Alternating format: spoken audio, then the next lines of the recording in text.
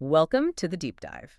Okay, so today we've got a really specific mission focused on just one day. hmm We're looking at a stack of sources about love, creativity, and, well, big changes, all pointing to October 14th, 2025. That's right. We're pulling together a report based on what the analysts at High C call their intuitive synthesis.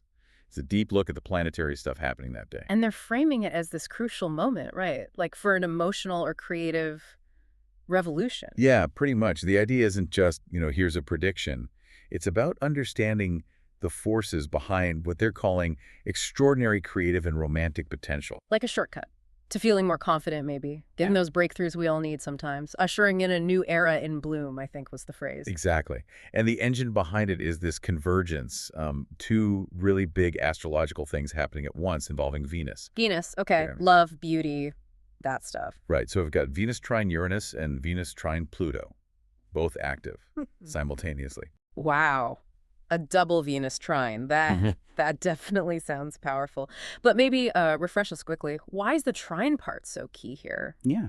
Because Uranus and Pluto, they can be pretty disruptive, can't they? Sometimes really intense. And that's the crucial bit. Yeah, you nailed it. Right. If Venus was, say, squaring Uranus or Pluto or opposing them, then yeah, we'd be talking chaos, breakups, difficult endings, probably painful ones. Okay. But the trine, that's different. It's a 120-degree angle. In astrology, that means harmony, ease.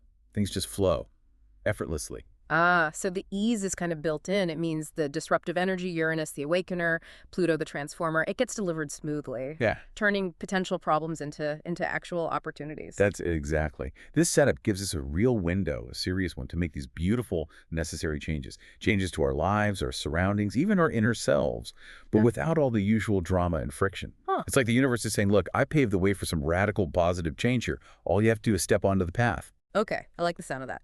Let's unpack those two flows then, starting with the electric jolt one. Venus trine Uranus. Right. If Venus is what we love and value, and Uranus is about like liberation, the unexpected, that sounds pretty unpredictable together. It really is the force behind nonconformity on this day. The Uranus vibe pushes us to shake things up, be authentic, Uh-huh. express our style, say what we mean, no apologies. Mm-hmm. The report says the effects will feel almost physical, that electric feeling you mentioned earlier. Yeah, lightning through the spine. I thought that was a great description. So what does that look like in the real world?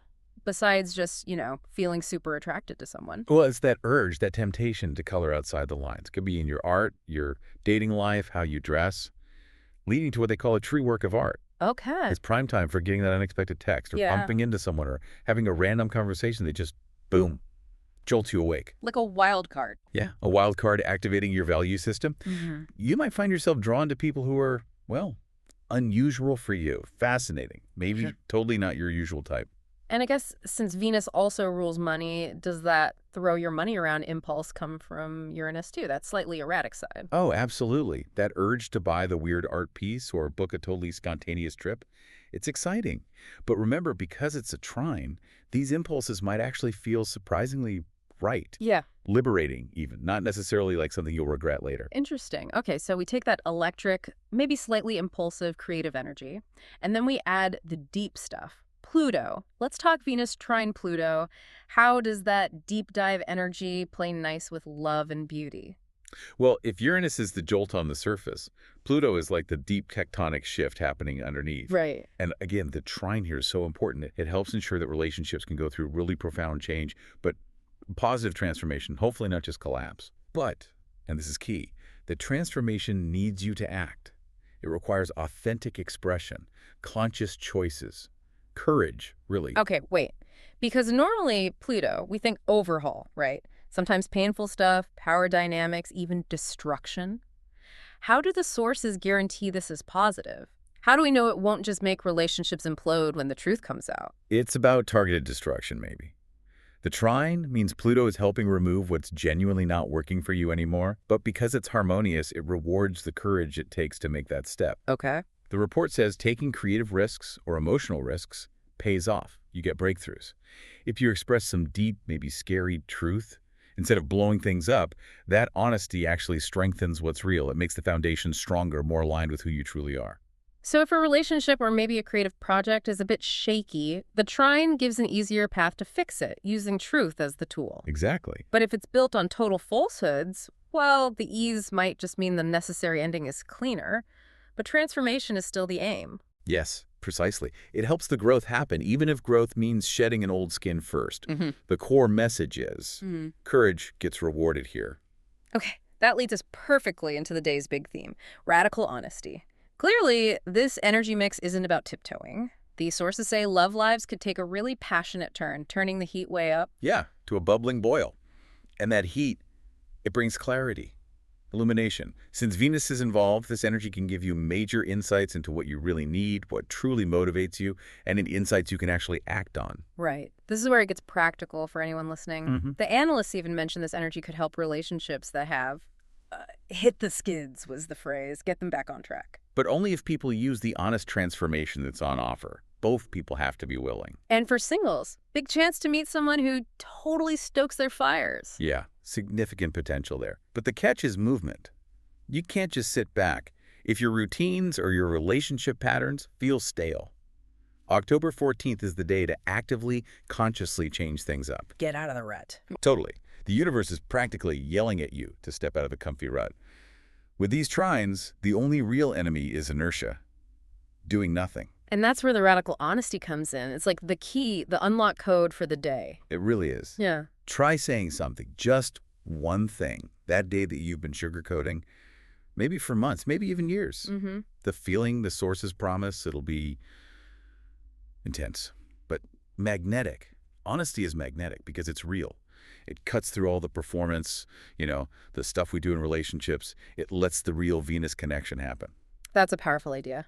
Honesty being magnetic. But what about the fallout? Isn't there still a risk that being radically honest, especially in a long-term thing, just starts a fight? Well, sure, the risk is always there. Yeah. But the trine aspect provides some scaffolding for the conversation. The advice is to speak your truth, aiming for real connection and positive change, not just venting frustration. Right. Intention matters. Big time. But the report is also super clear with its warning. Relationships built on half-truths, on avoiding the real issues for ages. They just can't handle this much light. They tend to collapse fast. The depth of Pluto, the electricity of Uranus, they don't mix well with fakeness. Okay, so instead of just talking theory, let's look at the case study. The sources gave us this really vivid story scope about someone named Mara. It seems to capture exactly how this Venus-Uranus-Pluto thing might play out. Yeah, it's a great illustration. Even the scene setting reflects the day's energy. The air hummed, there's this weird pulsing charge, neon lights smeared on wet streets like paint. Sounds intense. And Mara. She was actively trying not to deal with stuff, trying for a quiet night, avoiding a mess of feelings. Classic avoidance strategy. But yeah, quiet nights probably aren't happening under a Venus-Uranus trine, so a stranger shows up. Yep.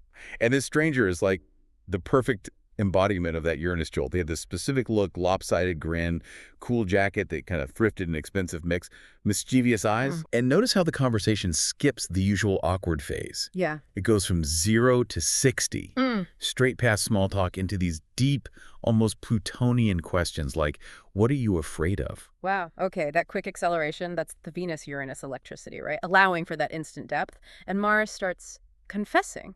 Things she hasn't even admitted to herself. Exactly. The raw truth just spills out. And her confessions hit both Venus themes. On the love side, she admits she pushed someone away because safety felt easier than real passion, avoiding risk. And crucially for her creativity, she never showed her art. Why? She thought it was too much. Yeah. That's the core block right there, being afraid of her own authentic intensity. And the stranger, acting like a channel for the day's energy, says that amazing line. Maybe too much is exactly what the world needs. Right, and then the follow-up, even more direct, hitting that Uranus liberation note. Maybe you are too electric to stay plugged into the same outlet forever. Just boom, a direct challenge to her self-imposed limits. And right then, the weather mirrors it. Lightning cracks open the sky. Yep, perfect timing. And the conversation just takes off from there. Yeah. Magnetic. Ideas, confessions flying back and forth like sparks, peeling away politeness, getting down to something raw, real. They're basically living the energy of the day. That quality of conversation, that's the Venus trine Pluto reward you mentioned.